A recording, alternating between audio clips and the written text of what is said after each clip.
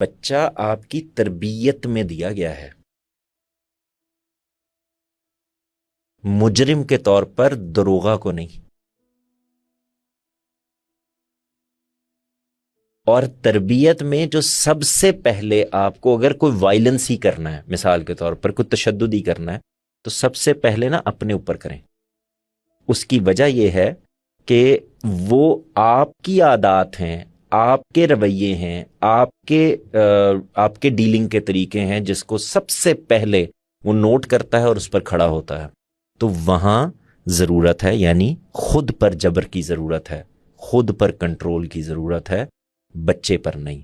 دوسری بات یہ کہ جو ادھر میں کہہ رہا تھا کہ قانون دباتا ہے، روک دیتا ہے، روک سکتا ہے، ڈر اور خوف پیدا کر سکتا ہے، بندہ نہیں تبدیل کر سکتا.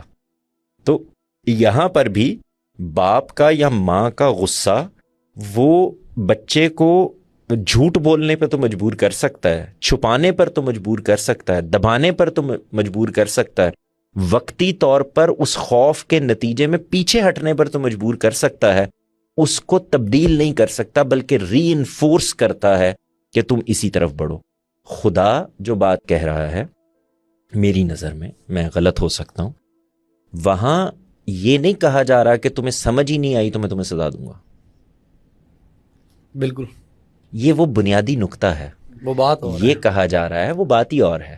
وہ بات یہ ہے کہ تم مان گئے ہو، تم جانتے ہو، تمہارا ضمیر کہہ رہا ہے کہ یہی سچ ہے، یہی حق ہے، یہی خدا ہے، یہی بات ماننی ہے، یہی وہ حقیقی مذہب ہے جس پر مجھے کھڑے ہونا ہے.